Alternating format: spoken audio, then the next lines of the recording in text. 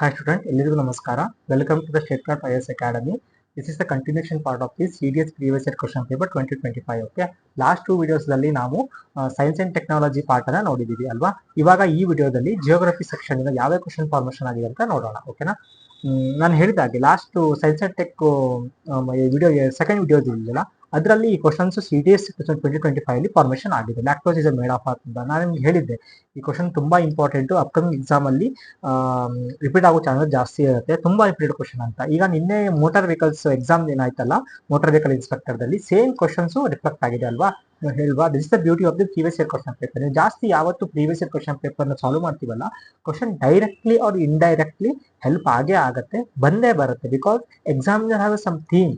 ಓಕೆನಾ. ಆ ಥೀಮ್ ಇಂದಾನೆ ಕೆಲವೊಂದು ಸಬ್ಜೆಕ್ಟ್ ಕೆಲವೊಂದು ಥೀಮ್ ಇರುತ್ತೆ. ಆ ಇಂಪಾರ್ಟೆಂಟ್ ಥೀಮ್ ಇಂದಾನೆ ಕ್ವಶನ್ ಅಗೇನ್ ಫಾರ್ಮೇಷನ್ ಆಗುತ್ತೆ. ಬಟ್ ಅದು ಡಿಫ್ರೆಂಟ್ ಫಾರ್ಮೇಷನ್ ಅಲ್ಲಿ ಇರುತ್ತೆ. ಓಕೆನಾ. ಕೆಲವೊಂದು ಮೊಡರೇಟ್ ಇರ್ಬೋದು, ಕೆಲವೊಂದು ಈಸಿ ಇರ್ಬೋದು, ಕೆಲವೊಂದು ಟಫ್ ಆಗಿರ್ಬೋದು. ಇವಾಗ ನೋಡಿ, ನಾನು ಇಲ್ಲಿ ಪ್ರೂಫ್ ಹೇಳ್ತಾ ಇದ್ದೀನಿ. ಲ್ಯಾಕ್ಟೋಸ್ ಹಿಂಗೆ ಸೇಮ್ ಕ್ವಶನ್ಸ್ ಫಾರ್ಮೇಷನ್ ಆಗಿದೆ. ಇಲ್ಲಿ CDS ಕ್ವಶನ್ ಕರೆಕ್ಟ್ ಸಾಲ್ವ್ ಮಾಡಾಗಿದ್ರೆ ಕ್ವಶನ್ ಈಸಿಯಾಗಿ ಟ್ಯಾಕಲ್ ಮಾಡಿ 2 ಮಾರ್ಕ್ಸ್ ಆರಾಮ್ ಬರುತ್ತೆ ಅಲ್ವಾ. ಸೊ ಅದಕ್ಕೆ ನಾನು ಹೇಳ್ತಾ ಇರೋದು, irrespective of any exam like UPSC ಇರ್ಬೋದು, KPSC ಇರ್ಬೋದು, any other state level exams ಇರ್ಬೋದು, some other state level Maharashtra, Andhra, ಎಲ್ಲ ಏನೇನು ಬೇರೆ ಎಕ್ಸಾಮ್ ಕ್ವಶನ್ ಪೇಪರ್ ಬ್ಯಾಂಕ್ ಸಿಗುತ್ತಲ್ಲ ಅದನ್ನ ಸಾಲ್ವ್ ಮಾಡ್ತಾ ಹೋಗಿ. ನಾನು ಈ ಚಾನಲ್ ಥ್ರೂ ಎಷ್ಟಾಗುತ್ತೋ ಎಲ್ಲಾ ಅಂದ್ರೆ ವೇರಿಯಸ್ ಎಕ್ಸಾಮ್ ಒಂದು previous year question paper solve ಮಾಡ್ಲಿಕ್ಕೆ ಟ್ರೈ ಮಾಡ್ತೀನಿ. ಓಕೆನಾ. ನೋಡೋಣ first question. Consider the following statement with reference to the secondary waves. S wave generated during the earthquake. They create a trough and crest in the material through which they pass. The direction of the vibration of the S waves is perpendicular to the wave direction in the vertical plane. ನಾನು ಹೇಳಿದ್ದೆ ಅಂದ್ರೆ NCERT ತುಂಬಾ important ಅಂತ. ನೋಡಿ, ಬೇಕಾದ್ರೆ ಈ statement ಏನಿದೆಯಲ್ಲ directly from the NCERT statement. ಓಕೆನಾ. ಹೋಲ್ ಕಾನ್ಸೆಪ್ಟ್ NCERT ಅಲ್ಲಿ ಕರೆಕ್ಟ್ ಮೆನ್ಷನ್ ಆಗಿದೆ. ಇಲ್ಲಿ ನೋಡಿ, ಇದು NCERT ಬುಕ್ ಇಂದ ನಾವು ತಗೊಂಡಿದ್ದು ಸ್ಕ್ರೀನ್ ಶಾಟ್. ಓಕೆನಾ. ಇಲ್ಲಿ ಮೆನ್ಷನ್ ಆಗಿದೆ ನೋಡಿ, S wave is perpendicular to the wave direction in the vertical plane ಅಲ್ವಾ. ನೀವು ಇದು ಓದಿದಾಗ ನಿಮ್ಗೆ ಗೊತ್ತಾಗುತ್ತೆ. ಈ ಪ್ರೀವಿಯಸ್ ಇಯರ್ ವಿಡಿಯೋ ಯಾರಿಗೆ ಹೆಲ್ಪ್ ಆಗುತ್ತೆ ಅಂದ್ರೆ ಆಲ್ರೆಡಿ 2-3 ಟೈಮ್ಸ್ ಆಲ್ರೆಡಿ ಓದಿದ್ದೀರಾ ಕಾನ್ಸೆಪ್ಟ್ ಅನ್ನ. ಓಕೆನಾ. ರಿವೈಸ್ ಮಾಡ್ತಾ ಇದ್ದೀರಾ, ಅವರಿಗೆ ತುಂಬಾ ತುಂಬಾ ತುಂಬಾ ಹೆಲ್ಪ್ ಆಗುತ್ತೆ. ಇಲ್ಲ ಫಸ್ಟ್ ಟೈಮ್ ರೀಡ್ ಮಾಡಿದ್ರು ಓಕೆ, ಒಂದ್ಸಲ ನೀವು ಓದಿದ್ದೀರಾ ಅವಾಗ ನೀವು ಜಾಸ್ತಿ ಬೇರೆ ವೇರಿಯಸ್ ಎಕ್ಸಾಮ್ ಮುಂದೆ ಪ್ರೀವಿಯಸ್ ಇಯರ್ ಕ್ವಶನ್ ಪೇಪರ್ ನ ಸಾಲ್ವ್ ಮಾಡಿ ಟ್ರೈ ಮಾಡಿ. ಅವಾಗ ನಿಮ್ ಕಾನ್ಸೆಪ್ಟ್ ಅಂಡರ್ಸ್ಟ್ಯಾಂಡಿಂಗ್ ಜಾಸ್ತಿ ಆಗುತ್ತೆ. ಅಟ್ ದ ಸೇಮ್ ಟೈಮ್ ನಿಮ್ಮ ಮೆಮೊರಿಯಲ್ಲಿ ತುಂಬಾ ಲಾಂಗ್ ಟರ್ಮ್ ಉಳಿಯುತ್ತೆ. ಓಕೆನಾ. ಅದಕ್ಕೆ ನಾನು ಜಾಸ್ತಿ ಪ್ರೀವಿಯಸ್ ಇಯರ್ ಕ್ವಶನ್ಗೆ ಇವಾಗ ಸ್ಟ್ರೆಸ್ ಮಾಡ್ತಾ ಇರೋದು. ಓಕೆನಾ. ನೋಡಿ, ಇಲ್ಲಿ ಈ ನೀವು ಅಂದ್ರೆ ಸ್ಟೇಟ್ಮೆಂಟ್ ಅಂದ್ರೆ NCERT ಗೊತ್ತಾಗ್ಬಿಡುತ್ತೆ. ಇಲ್ಲಿ created trough and crest. Trough and crest ಅಂತ ಗೊತ್ತಾಗ, ಇಟ್ ಇಸ್ ಎ ಕ್ರಸ್ಟ್, ಇದು ಇರುತ್ತೆ ಕ್ರಸ್ಟ್, ಇದು ಟ್ರಫ್ ಅಲ್ವಾ. ಈಗ ಇದೇನಾಗುತ್ತೆ, ಇದು ಸೆಕೆಂಡರಿ ಎಸ್ ವೇವ್ ಅಲ್ಲ, ಇದು ಸರ್ಫೇಸ್ ವೇವ್ ಅಲ್ವಾ. ಇದು NCERT ಅಂದ್ರೆ ನಿಮ್ಗೆ ಗೊತ್ತಿದೆ ಅನ್ಕೋತೀನಿ. ಎಸ್ ವೇವ್ ಅಂದ್ರೆ ಏನು, ಪ್ರೈಮರಿ ವೇವ್ ಅಂದ್ರೆ ಏನು, ಸರ್ಫೇಸ್ ವೇವ್ ಅಂದ್ರೆ ಏನು, ಅದೆಲ್ಲ ಅದ್ರ ಬಗ್ಗೆ ನಿಮ್ ಕಾನ್ಸೆಪ್ಟ್ ಅಂಡರ್ಸ್ಟ್ಯಾಂಡಿಂಗ್ ಕರೆಕ್ಟ್ ಆಗಿದ್ರೆ ಈ ಕ್ವಶನ್ಸ್ ಈಸಿಯಾಗಿ ಟ್ಯಾಕಲ್ ಮಾಡಬಹುದು. ಇದು ಆಪ್ಷನ್ ಇಸ್ ಡಿ. ಓಕೆನಾ. ಎಕ್ಸ್ಪ್ಲನೇಷನ್ ನಿಮ್ಗೆ ಏನಾದ್ರು ಓದಿಲ್ಲ, ಏನಾದ್ರು ಮರ್ತೋಗಿದೆ ಅಂದ್ರೆ ಎಕ್ಸ್ಪ್ಲನೇಷನ್ ಕೊಟ್ಟಿದ್ದೀನಿ, ಒಂದ್ಸಲ ಓದ್ಕೊಳ್ಳಿ. Identify the mineral on the basis of the following characteristics relating to it. Usually greenish crystal. It is often found in basaltic magnesium, iron, silica are its major element. Select the answer using the code given below. Amphibolite, feldspar, pyroxene, olivine. The answer is olivine. Okay. ಇದು mineral chapter. ಓಕೆನಾ. 11th or 12th NCERT ಅಲ್ಲೇನೇ ಇರಬೇಕು. Mineral chapter ಅಲ್ಲಿ ಕೆಲವು minerals ಬಗ್ಗೆ, ಅದ್ರ ಬಗ್ಗೆ specific features ಅಂತ ಕೊಟ್ಟಿದ್ದಾರೆ. ಅದನ್ನ ಕರೆಕ್ಟ್ ಆಗಿ ಓದ್ಕೊಂಡ್ರೆ ಇದನ್ನ ಈಸಿಯಾಗಿ ಆನ್ಸರ್ ಮಾಡಬಹುದು. Which of the following statements with reference to the salt weathering? These are correct. Salt crystallization is the most effective of all the salt weathering process. Salt crystal growth is more effective over the sedimentary rock as compared to the igneous rock. Select the answer using the code given below. ಹಾಗೆ ಇನ್ನೊಂದೇನು ಅಂದ್ರೆ, ಇದೇನಿದು translation ಇದೆಯಲ್ಲ, ಇದು UPSC board ಇಂದ ಮಾಡಿರೋದಲ್ಲ. ಓಕೆನಾ. It is our Google translation. It is also ಇವರ್ ನಾವು ವಿ ಹ್ಯಾವ್ ಡನ್ ಅಂದ್ರೆ ಓನರ್ ಟ್ರಾನ್ಸ್ಲೇಷನ್ ಮಾಡಿರೋದಲ್ಲ. ಇದನ್ನ ಅಂದ್ರೆ UPSC ಅಂದ್ರೆ ಲೈಕ್ ಈ UPSC ಕಂಡಕ್ಟ್ ಮಾಡೋದ್ರಿಂದ ಎಕ್ಸಾಮ್ ಅವರು ಹಿಂದಿ ಮತ್ತೆ ಇಂಗ್ಲಿಷ್ ಅಲ್ಲಿ ಮಾತ್ರ ಕ್ವಶನ್ ಪೇಪರ್ ಅವೈಲೇಬಲ್ ಇರುತ್ತೆ. ಬಟ್ ನಾವು ಕನ್ನಡ ಮೀಡಿಯಂ ಸ್ಟೂಡೆಂಟ್ ಆಗ್ಲಿ ಅಂತ ಹೆಲ್ಪ್ ಆಗ್ಲಿ ಅಂತ ಗೂಗಲ್ ಟ್ರಾನ್ಸ್ಲೇಷನ್ ಮಾಡಿರ್ಬೋದು. ಬಟ್ ಇಲ್ಲಿ ಕೆಲವೊಂದು ಸ್ಟೇಟ್ಮೆಂಟ್ಗಳು, ಕೆಲವೊಂದು ಮೀನಿಂಗ್ಗಳು ಡಿಫ್ರೆಂಟ್ ಆಗಿರ್ಬೋದು. Because Google translation, I very sorry for that. Okay. ಏನಾದ್ರು ಲೈಕ್ ಎಲ್ಲೇನಾದ್ರು ಮೀನಿಂಗ್ ಡಿಫ್ರೆಂಟ್ ಇದೆ, ಅರ್ಥ ಮಾಡಿ ಕಷ್ಟ ಆದ್ರೆ ಒಂದ್ಸಲ ಇಂಗ್ಲಿಷ್ ಅಲ್ಲಿ ಓದ್ಬಿಟ್ಟು ಅಂಡರ್ಸ್ಟ್ಯಾಂಡ್ ಮಾಡ್ಕೊಳ್ಳಿ ಟ್ರೈ ಮಾಡಿ. ಓಕೆನಾ. ಹಿಯರ್ ಇದು ಹಾಗೆ ಇದು ಸೇಮ್ ಸಾಲ್ಟ್ ಕ್ರಿಸ್ಟಲೈಸೇಷನ್ ಬಗ್ಗೆ NCERT ಅಲ್ಲಿ ಇದೆಯಲ್ಲ, ನೋಡಿದೆ ಸ್ಕ್ರೀನ್ ಶಾಟ್ ಕರೆಕ್ಟ್ ಮೆನ್ಷನ್ ಮಾಡಿದ್ದೀನಿ. ನೀವು ನೋಡಿ, ಇದನ್ನ ಕರೆಕ್ಟ್ ಆಗಿ ನೀವು ಓದ್ಕೊಂಡಿದ್ರೆ ಇಲ್ಲಿ ಈಸಿಯಾಗಿ ಕ್ವಶನ್ ನ ಟ್ಯಾಕಲ್ ಮಾಡಬಹುದು. Here both the statement is right. Okay. Which of the following statements refers to the surface inversion of the temperature are correct? It causes the instability in the lower layer of the atmosphere. This inversion commonly last for a few hours until the sun comes up. ನಿಮಗೆ surface of the inversion temperature ಅಂತ ಗೊತ್ತಿದೆ ಅನ್ಕೋತೀನಿ. Inversion of the temperature ಅಂದ್ರೆ ಗೊತ್ತಿದೆ ಅನ್ಕೋತೀನಿ ಅಲ್ವಾ. First starting ಏನಾಗುತ್ತೆ, normal ಇಲ್ಲಿ ಕೊಟ್ಟಿದ್ದಾರೆ, ಇದು N C R T screenshot. ಇದು ನಾರ್ಮಲ್ ಲ್ಯಾಬ್ಸ್ ಏನಾಗುತ್ತೆ ಅಂದ್ರೆ ಮೀನಿಂಗು ಇಲ್ಲಿ ಟೆಂಪರೇಚರ್ ಡಿಕ್ರೀಸ್ ಆಗುತ್ತಾ ಹೋಗುತ್ತೆ ವೆನ್ ಹೈಟ್ ಇನ್ಕ್ರೀಸಸ್ ಅಲ್ವಾ. ಈಗ ನೀವು 1 ಕಿಲೋಮೀಟರ್ ಇಲ್ಲಿ ಟ್ರಾಪೋಸ್ಫಿಯರ್ ಅಲ್ಲಿ ಇದ್ದೀರಿ, 1 ಕಿಲೋಮೀಟರ್ ಗ್ರೌಂಡ್ ಇದ್ರು, ಓಕೆನಾ. ಇಲ್ಲಿ ಹೋಗ್ತಾ ಹೋಗ್ತಾ 2 ಕಿಲೋಮೀಟರ್ 3 ಕಿಲೋಮೀಟರ್ ಹೋದ್ರಿ, ಅವಾಗ ಏನಾಗುತ್ತೆ ಅಂದ್ರೆ ಟೆಂಪರೇಚರ್ ಡಿಕ್ರೀಸ್ ಆಗುತ್ತೆ when height is increases. Okay, but ಇಲ್ಲಿ ಏನಾಗುತ್ತೆ ಅಂದ್ರೆ ಇದು ರಿವರ್ಸ್ ಪ್ರೊಸೆಸ್ ಏನಿದೆಯಲ್ಲ, ಅಂದ್ರೆ ಟೆಂಪರೇಚರ್ ಇನ್ಕ್ರೀಸ್ ಆಗ್ತಾ ಹೋಗುತ್ತೆ when it is height is increase. That is surface inversion temperature. Inversion ಅಂದ್ರೆ ಉಲ್ಟಾ ಆಗೋದಲ್ವಾ. ಅದರಿಂದ ಏನೇನು ಯಾವ ತರ ಫಾರ್ಮೇಶನ್ ಆದಾಗ ಅದ್ರದ್ದು ಏನೇನು ಎಫೆಕ್ಟ್ ಆಗುತ್ತೆ ಅಂತಾನೆ ಕೊಟ್ಟಿದ್ದಾರೆ ಇಲ್ಲಿ. It cause the instability in the lower layer of the atmosphere. It is not a instability, ಇದು ಸ್ಟೆಬಿಲಿಟಿ ಆಗುತ್ತಲ್ವಾ. This inversion commonly last for a few hours until the sun comes up. It is right. ಓಕೆನಾ, ಇಲ್ಲಿ answer is B. Identify the cloud on the basis of the following characteristics relating to they look like a cotton wool, they exist in the patches and have a flat base, they are generally formed at the height of the 4 to 7 kilometer. Select the answer using the code given below ಅಲ್ವಾ. ಇದು ಏನು cloud ಬಗ್ಗೆ chapter ಇದೆಯಲ್ಲ, ಇದು ತುಂಬಾ important. ತುಂಬಾ ಸಲ ಕೇಳಿದ್ದಾರೆ. Even U P S C preliminary exams ಅಲ್ಲೂ ಕೇಳಿದ್ದಾರೆ, some C D S exam ಅಲ್ಲಿ ಕೇಳಿದ್ದಾರೆ, ಸಿ ಎ ಪಿ ಎಫ್ ಅಲ್ಲಿ ಕೇಳಿದ್ದಾರೆ, some other K P S C exam ಅಲ್ಲಿ ಕೇಳಿದ್ದಾರೆ. ಓಕೆನಾ, ನಾನು ಅದೇನು ಹೇಳ್ತಿರೋದು, ಇವಾಗ ನೀವು ಪ್ರೀವಿಯಸ್ ಇಯರ್ ಜಾಸ್ತಿ ಬೇರೆ ಬೇರೆ ಎಕ್ಸಾಮ್ದು ಅಂದ್ರೆ ಪ್ರಿಪೇರ್ ಮಾಡಿದ್ರೆ ನಿಮ್ಗೆ ಏನ್ ಗೊತ್ತಾಗುತ್ತೆ ಅಂದ್ರೆ, ಒಂದು ರಿವಿಷನ್ ಆಗುತ್ತೆ, ಕಾನ್ಸೆಪ್ಟ್ ರಿವಿಷನ್ ಆಗುತ್ತೆ. ಸೆಕೆಂಡ್ ನಿಮ್ಗೆ ಥೀಮ್ ಗೊತ್ತಾಗುತ್ತೆ. ಅಂದ್ರೆ ಯಾವ ಒಂದು ಚಾಪ್ಟರ್ ಅಂತ ಬಂದಾಗ ಅದರಲ್ಲಿ ಒಂದು 60-70 ಪೇಜಸ್ ಇರುತ್ತೆ. ಓಕೆನಾ, ಅದೆಲ್ಲ ನೆನಪಿಟ್ಕೊಳ್ಳೋ ಅವಶ್ಯಕತೆ ಇಲ್ಲ. ಕೆಲವೊಂದು ಎಕ್ಸಾಮ್ ಥೀಮ್ ಅಂತ ಇರುತ್ತೆ, ಆ ಇಂಪಾರ್ಟೆಂಟ್ ಪೋರ್ಷನ್ ಇಂದ ಮಾತ್ರ ಜಾಸ್ತಿ ಕ್ವಶನ್ ಫಾರ್ಮೇಶನ್ ಆಗುತ್ತೆ. 70-80% ಆಫ್ ಅದರಿಂದನೇ ಫಾರ್ಮೇಶನ್ ಆಗುತ್ತೆ. ಅವಾಗ ನೀವು ಈಸಿಲಿ ಟ್ಯಾಕಲ್ ಮಾಡಬಹುದು ಇಂಥ ಕ್ವಶನ್ಸ್ ಅನ್ನ. ಇವಾಗ ಮುಂದೆ ಹೋಗ್ತಾ ಹೋಗ್ತಾ ಗೊತ್ತಾಗುತ್ತೆ, ನಾನು ಹೇಳ್ತೀನಿ ಈ ತರ ಕ್ಲೌಡ್ ಬಗ್ಗೆ ಯಾವ ತರ ಡಿಫ್ರೆಂಟ್ ಕ್ವಶನ್ಸ್ ಫಾರ್ಮೇಶನ್ ಆಗಿದೆ ಅಂತ. ಓಕೆನಾ, ಇದು ಎನ್ ಸಿ ಆರ್ ಟಿ ಓದಿದ್ರೆ ಗೊತ್ತಾಗುತ್ತೆ. ಇಲ್ಲಿ ನೋಡ್ರಿ, ಎನ್ ಸಿ ಆರ್ ಟಿ ಅಲ್ಲಿ ಸ್ಕ್ರೀನ್ ಶಾಟ್ ಶೇರ್ ಮಾಡಿದ್ದೀನಿ. Cumulus cloud is like a cotton wool ಅಲ್ವಾ. ಇದು they have a flat base. ನೋಡಿ, ಸೇಮ್ ಲೈಕ್ ಅಂದ್ರೆ ಅಲ್ಲಿಂದನೇ ಸ್ಟೇಟ್ಮೆಂಟ್ ಫಾರ್ಮೇಶನ್ ಮಾಡಿದ್ದಾರೆ. They look like a cotton wool, they exist in a patches and have a flat base ಅಲ್ವಾ. ಇದೆರಡು ನಿಮ್ಗೆ correct ಆಗಿ ಗೊತ್ತಾಗ್ಬಿಟ್ರೆ easily you can identify is a cumulus ಅಲ್ವಾ. ಡಿಫ್ರೆಂಟ್ ಕ್ಲೌಡ್ಸ್ ಬಗ್ಗೆ ಯಾವ ತರ ಅಂದ್ರೆ ಡೈಗ್ರಾಮ್ಸ್ ಥ್ರೂ ಎಕ್ಸ್ಪ್ಲೇನ್ ಮಾಡಿದ್ದೀನಿ ಇಲ್ಲಿ. ಹಾಗೆ ಅದರದ್ದು ಡಿಫ್ರೆಂಟ್ ಕ್ಲೌಡ್ ಬಗ್ಗೆ ಯಾವ ತರ ಸ್ಪೆಸಿಫಿಕ್ ಫೀಚರ್ಸ್ ಇದೆ ಅಂತಾನು ಇಲ್ಲಿ ಕೊಟ್ಟಿದ್ದೇನೆ.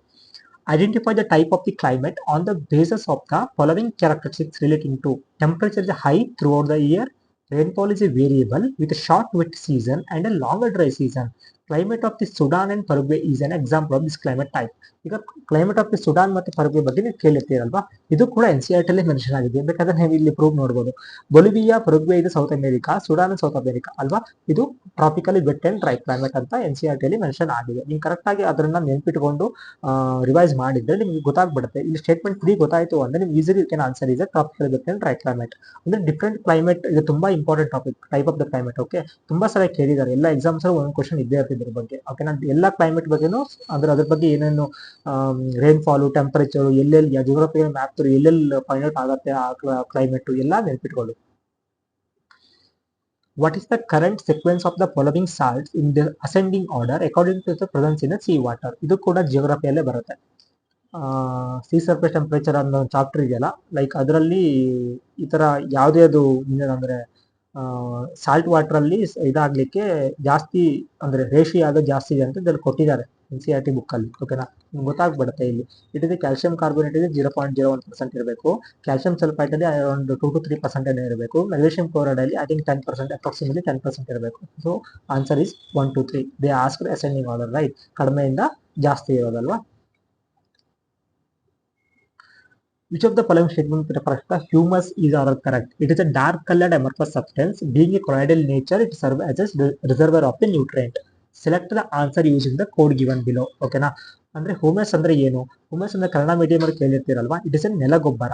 ಇಲ್ಲಿ ನೋಡಿದೀವಿ ನೋಡಿ, ಇಟ್ ಇಸ್ ಎ ನೆಲಗೊಬ್ಬರ ಅಂದ್ರೆ ಪ್ಲಾಂಟ್ ವೇಸ್ಟ್ ಮತ್ತೆ ಅನಿಮಲ್ ವೇಸ್ಟ್ ಇಂದ ಮಾಡಿರುವಂತ ಗೊಬ್ಬರ ಅಲ್ವಾ. ಇಲ್ಲಿ ಗೊತ್ತಾಗ್ಬೇಡ್ರಿ, it is in black colour. ಓಕೆನಾ, it is a dark colour amorphous substance. ಇದು ಕೊಟ್ಟಿದ್ದಾರೆ ನೋಡಿ, ಡಾರ್ಕ್ ಕಲರ್ಡ್ amorphous substance. ಈ ಡೈಗ್ರಾಮ್ ನೀವು ಕರೆಕ್ಟ್ ಆಗಿ ಒಂದ್ಸಲ ಓದೋಕ್ಕೆ ಕರೆಕ್ಟ್ ಆಗಿ ವಿಜುವಲೈಸ್ ಮಾಡ್ಕೊಂಡಾಗಿದ್ರೆ ನಿಮ್ಗೆ ಈಸಿಲಿ ಈ ಕ್ವಶನ್ ಟ್ಯಾಕಲ್ ಮಾಡಬಹುದು. It is dark colour substance being A colloidal nature serve as reserve of the nutrient. Nutrient ಅಂದ್ರೆ ರಿಸರ್ವ್ ನ್ಯೂಟ್ರಿಯೆಂಟ್ ಆಗೇ ಆಗುತ್ತೆ. ಏನಕ್ಕಂದ್ರೆ ಇಟ್ ಇಸ್ ಅನಿಮಲ್ ಮತ್ತೆ ಪ್ಲಾಂಟ್ ವೇಸ್ಟ್ ಇಂದ ಮಾಡಿರೋದಲ್ವಾ. ಅದು ತುಂಬಾ ಕೃಷಿ ಮಾಡೋರಿಗೆ ತುಂಬಾ ಗೊತ್ತಾಗಿರುತ್ತೆ. ಇದು ತುಂಬಾ ಹೆಲ್ಪ್ ಆಗುತ್ತೆ. ಯಾವುದು ಇದು ಹ್ಯೂಮಸ್ ಅಲ್ವಾ. ಸೊ ಇವರ್ both statement is right. Which one of the following biosphere reserve is spread over 3 states? It is a very popular and very repeated question. Okay, easily answer ಮಾಡಬಹುದು. It is a ನೀಲಗಿರಿ. ಅಂದ್ರೆ ಈ ನೀಲಗಿರಿ ಏನಿದೆಯಲ್ಲ ಅಂದ್ರೆ sometimes ಇದನ್ನ like ಯಾವ state ಅಂತಾನೆ ಕೇಳಿದ್ದಾರೆ ಕೆಲವೊಂದು ಕ್ವಶನ್ಸ್ ಅಲ್ಲಿ, ಕೆಲವೊಂದು ಎಕ್ಸಾಮ್ಸ್ ಅಲ್ಲಿ.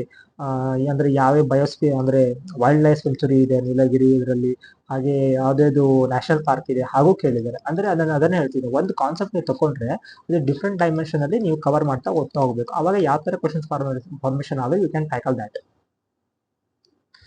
River Danube does not flow through the which one of the following capital cities in Europe? ಓಕೆನಾ, ಇದು ವರ್ಲ್ಡ್ ಜಿಯೋಗ್ರಫಿಯಿಂದ ಬರೋದು. ಇದೆಲ್ಲ ಮ್ಯಾಪಿಂಗ್ ಕ್ವಶನ್. ಇದನ್ನು ಯಾವ NCERT ಅಲ್ಲೂ ಸಿಗಲ್ಲ ನಿಮಗೆ, ಬಟ್ ನೀವು ಡೈಲಿ ವೈಸ್ ಮ್ಯಾಪಿಂಗ್ ಮಾಡ್ತಾ ಹೋಗ್ಬೇಕಾಗತ್ತೆ ಅಲ್ವಾ. ಇಟ್ ಇಸ್ ಎ ಪರುಗ್ವೆ ಅಲ್ವಾ. ಇದು ಕೊಟ್ಟಿದೆ ನೋಡಿ ಎಕ್ಸ್ಪ್ಲನೇಷನ್. ದುನಬೆ ರಿವರ್ ಇದೆಲ್ಲಿ ಫ್ಲೋ ಆಗುತ್ತೆ, you can see through map here. Vienna, Budapest, Belgrade. But ಆ ಪರುಗ್ವೆ ಏನಾಗುತ್ತೆ ಕ್ಯಾಪಿಟಲ್ ಆಫ್ ದಿ ಚೆಕ್ Republic. Okay, it is not located in the Danube, it is in the Vltava river. ಇವಾಗ ನಿಮ್ ಮುಂದೆ question ಈ ತರ ವಾಲ್ಟಾ river ಬಗ್ಗೆನೂ ಕೇಳ್ಬೋದು. ಅವಾಗ ನೀವು ವಾಲ್ಟಾ ರಿವರ್ ಬಗ್ಗೆ ಸ್ವಲ್ಪ ರಿಸರ್ಚ್ ಮಾಡ್ಬೇಕಾಗತ್ತೆ. ವಾಲ್ಟಾ ರಿವರ್ ಥ್ರೂ ಯಾವ ಕ್ಯಾಪಿಟಲ್ ಸಿಟಿ ಹಾದೋಗತ್ತೆ ಅಂತ ನಿಮ್ಗೆ ಗೊತ್ತಿರಬೇಕು ಅಲ್ವಾ. Which one of the following is a home to the endangered mountain gorilla in Africa? It is completely from the current affairs. Okay, but ಇದು ನೆನ್ಪಿಟ್ಕೊಳ್ಳಿ, ವಿರಿಂಗಾ ಮೌಂಟೇನ್. ಓಕೆ, ಇದು ಬೇರೆ ಎಕ್ಸಾಮ್ಸ್ ಅಲ್ಲಿ ಅಪ್ಕಮಿಂಗ್ ಎಕ್ಸಾಮ್ ಅಲ್ಲಿ ರಿಪೀಟ್ ಆಗ್ಬೋದು ಬಿಕಾಸ್ ಇದು current affairs question. Which one of the following statement refers to the Eastern Island UNESCO World Heritage Site is correct? It is also current affairs question.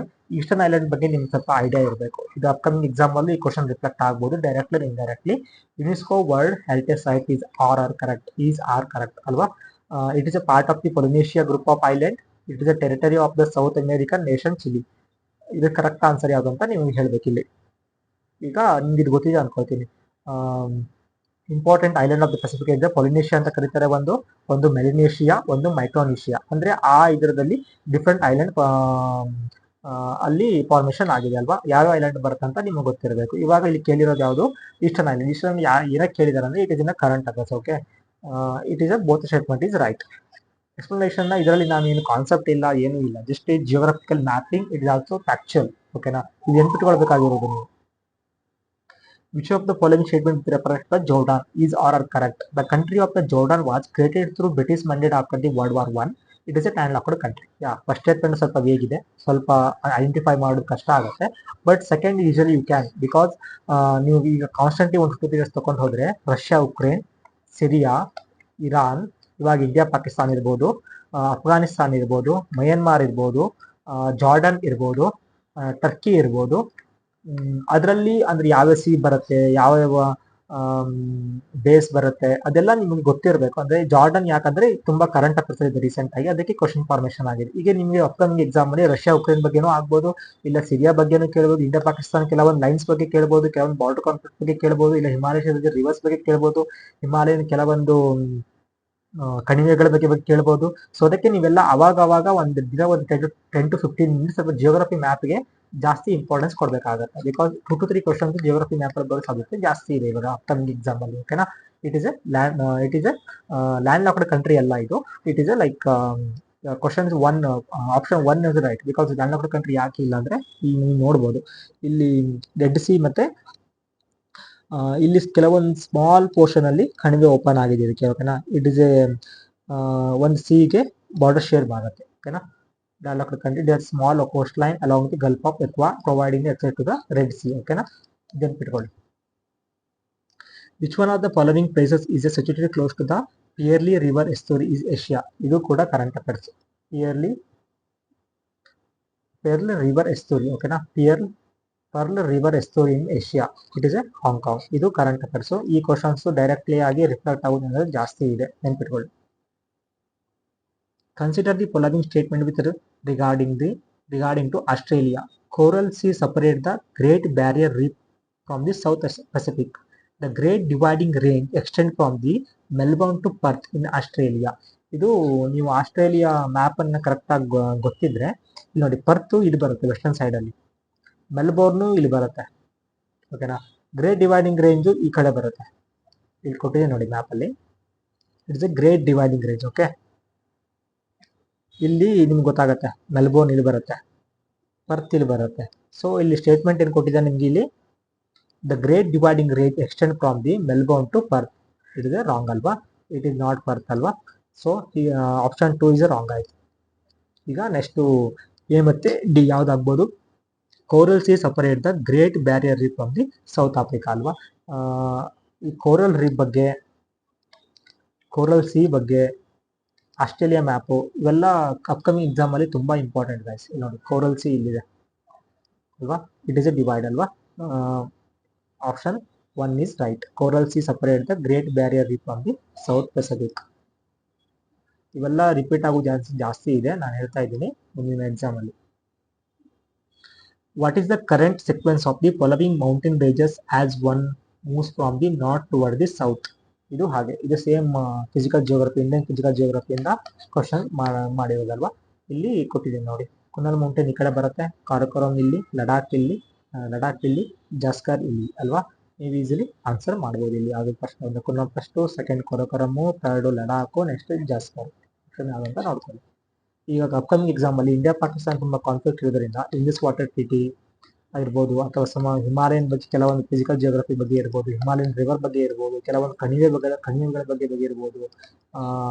ಮತ್ತೆ ಇವೆಲ್ಲ ತುಂಬಾ important upcoming exam ಅಲ್ಲಿ, ಜಾಸ್ತಿ focus ಮಾಡಿ ಈ ಕಡೆ.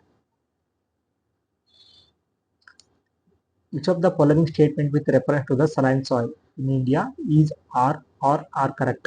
They are rich in nitrogen. Saline soil rich in nitrogen ಇಲ್ಲ, ಇದು ಕಂಪ್ಲೀಟ್ಲಿ ಬೇರೆ. It is a 4 in nitrogen ಅಲ್ವಾ. So option 1 is wrong.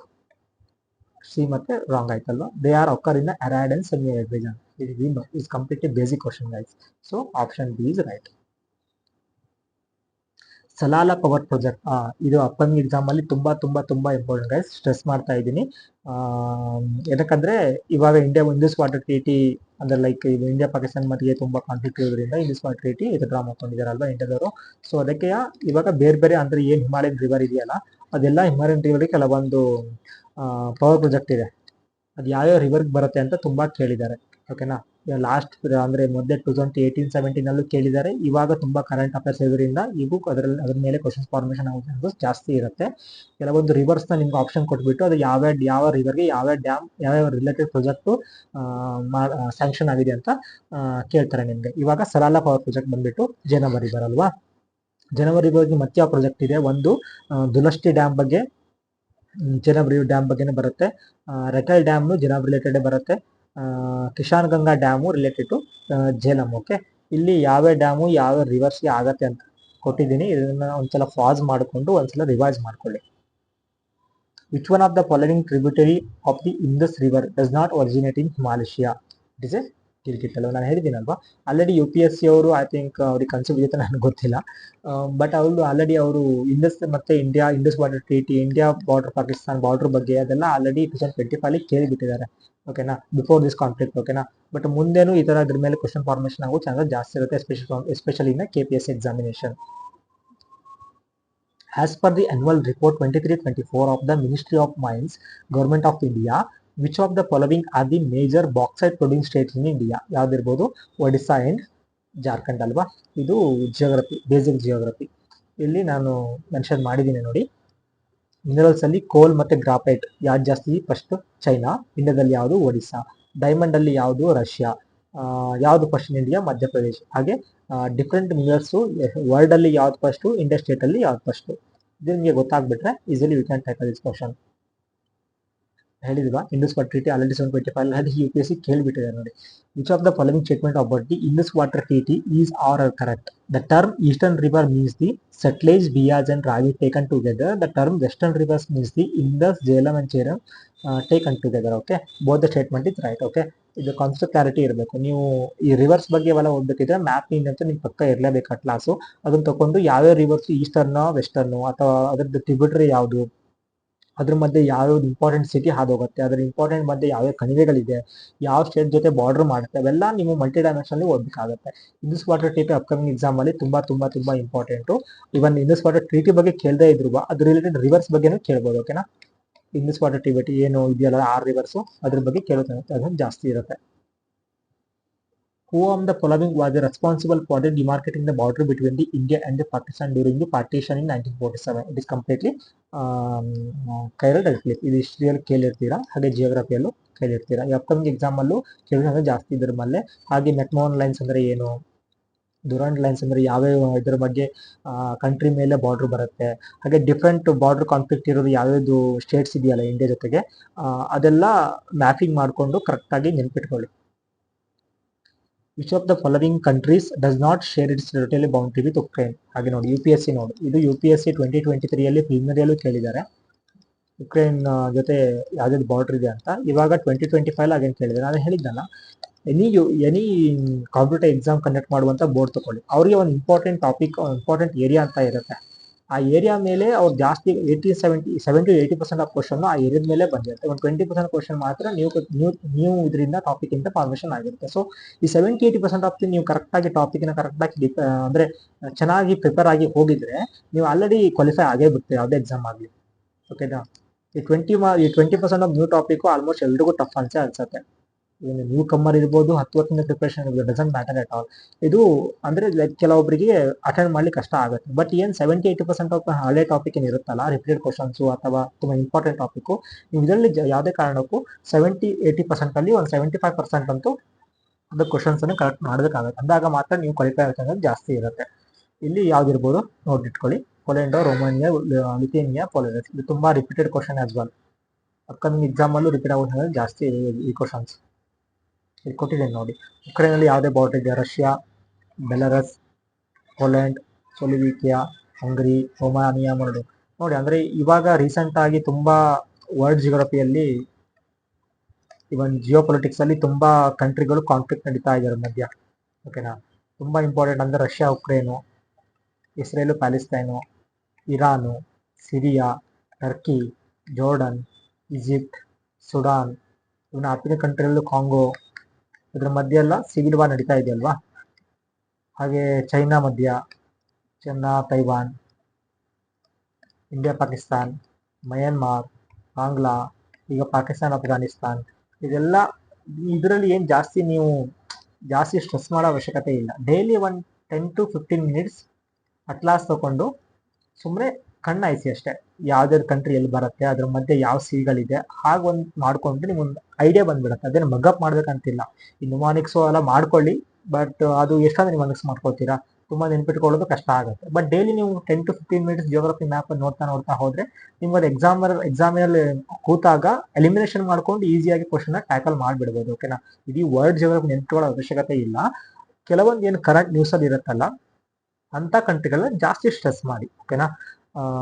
ಇದು ಹೋಲ್ ಜಿಯೋಗ್ರಫಿ ಕ್ವಶನ್ಸ್ ಏನು ಕೇಳಿದಾರಲ್ಲ CDS 25 ಇದನ್ನೆಲ್ಲ ಕವರ್ ಮಾಡಿದ್ದೀನಿ. ಅಪ್ಕಮಿಂಗ್ ವಿಡಿಯೋದಲ್ಲಿ ಪೊಲಿಟಿ ಮತ್ತು ಎಕನಾಮಿಕ್ ಸೆಕ್ಷನ್ನ ಕವರ್ ಮಾಡ್ತೀನಿ.